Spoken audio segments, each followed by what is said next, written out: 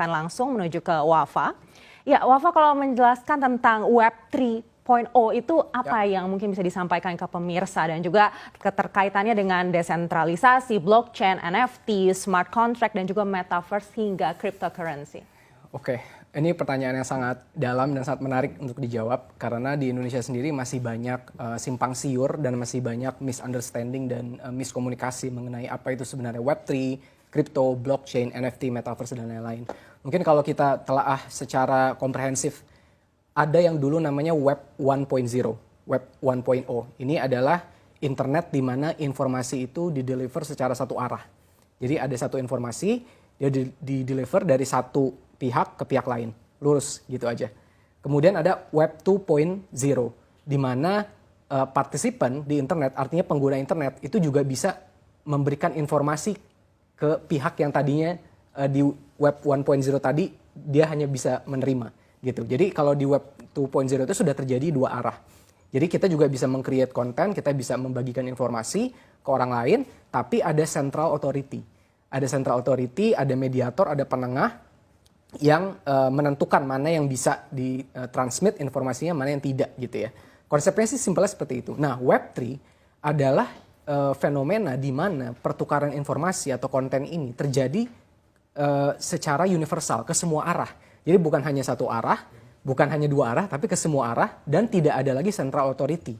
Dia menjadi decentralized. Decentralized itu artinya ketika suatu informasi disampaikan itu akan rekam, tercatat secara transparan dan secara lengkap, dan untuk informasi itu bisa memberikan impact ke sistem tersebut, itu harus disetujui oleh semua partisipan yang ada di dalam sistem tersebut.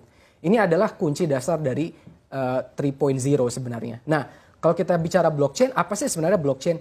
Blockchain itu pada arti sederhananya adalah buku besar, sebuah buku besar, ledger, di mana every single transaction, every single piece of information yang ditransmit itu dicatat di situ. Dan direkam perpindahannya. Siapa yang memiliki informasi ini sekarang? Siapa yang memiliki informasi ini? Oh, ada perpindahan dari pihak ini ke pihak ini. Perpindahan itu semua tercatat di dalam blockchain itu tadi. Dan dia tidak bisa dipalsukan, tidak bisa dihack, tidak bisa ditipu. Kenapa? Karena untuk perubahan itu terjadi di dalam blockchain, semua partisipan di dalamnya harus memverify itu. Gitu ya. Jadi ada beberapa sistem, mungkin kita nggak bisa terlalu detail di sini, tapi intinya prinsipnya semua partisipan yang ada di dalam sistem blockchain harus memverify perubahan itu. Kalau ada satu aja, satu node aja, satu pengguna aja yang tidak bisa memverify, maka bisa dibilang itu tidak terjadi perubahan gitu. Jadi perubahannya tidak terimplementasikan gitu. Nah itu sistem blockchain. Ini berbeda dengan sistem non blockchain di mana ketika ada perubahan informasi, misalnya saya mengirimkan uang ke Mas Wilson gitu ya. Nah, itu nanti ada central authority yang melihat, oh di Wafa uangnya berkurang, di Wilson uangnya bertambah. Nah, kalau di blockchain, ketika saya melakukan perpindahan informasi tadi dari wallet saya ke wallet Mas Wilson misalnya, itu semua orang di dalam sistem harus memverifikasi itu. Dia harus memverifikasi itu. Nah, itu adalah konsep dasar dari blockchain. Crypto aset itu seperti apa? Crypto aset atau NFT pada dasarnya adalah aset atau objek yang kepemilikannya itu dicatat di dalam buku besar ini tadi, di dalam blockchain ini tadi, apapun itu. Jadi kalau sekarang kita dengar NFT mungkin taunya artwork gitu ya, gambar-gambar lucu yang ada di OpenSea, atau mungkin ya kemarin ada Gozali Everyday yang selfie dan lain-lain. Tapi sebenarnya teknologi NFT dan crypto aset itu bisa digunakan untuk apapun. Bukan cuma artwork, bukan cuma foto, bukan cuma video, tapi bisa misalnya catatan rumah sakit, catatan kriminal, misalnya catatan kependudukan, misalnya catatan keuangan. Jadi pengaplikasian teknologi blockchain dan crypto aset ini harus dilihat lebih dari manifestasinya sekarang gitu. Saya sering bilang momennya Indonesia sekarang ini, Web3 ini seperti momen Keong Racun Sinta Jojo tahun 2007-2008 gitu. Di YouTube orang kaget semua, apa sih itu YouTube? Kok bisa ya jadi terkenal dan dapat uang dari YouTube? Semua langsung bikin video di YouTube ya kan. Tapi ada proses kagetnya di situ, ada proses belajarnya.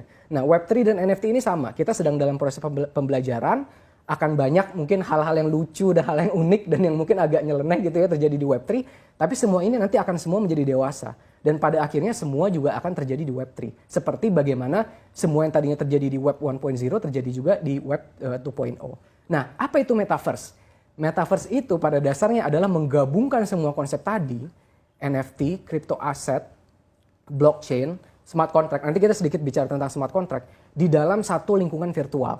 Jadi metaverse itu adalah kolektif, semua hal itu ada dan dia menjadi seperti dunia yang kita hidupi sekarang, tapi dia terjadi di dalam blockchain. Jadi orang bertransaksi menggunakan crypto aset, kemudian dia membeli NFT sebagai asetnya, mungkin rumahnya nanti tanahnya dalam bentuk NFT.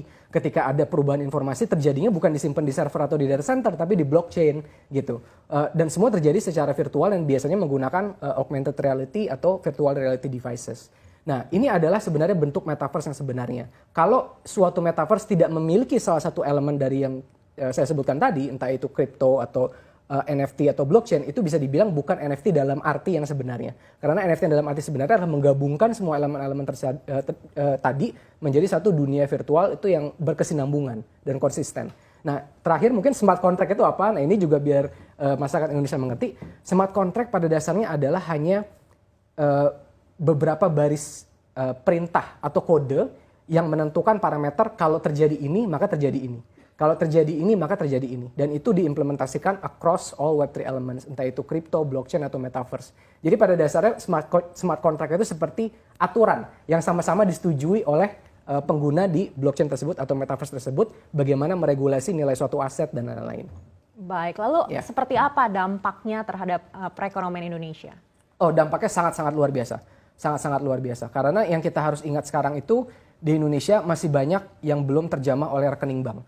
Masih belum banyak yang terjamah oleh credit card sehingga tidak memiliki credit scoring. Kalau tidak memiliki credit scoring berarti tidak bisa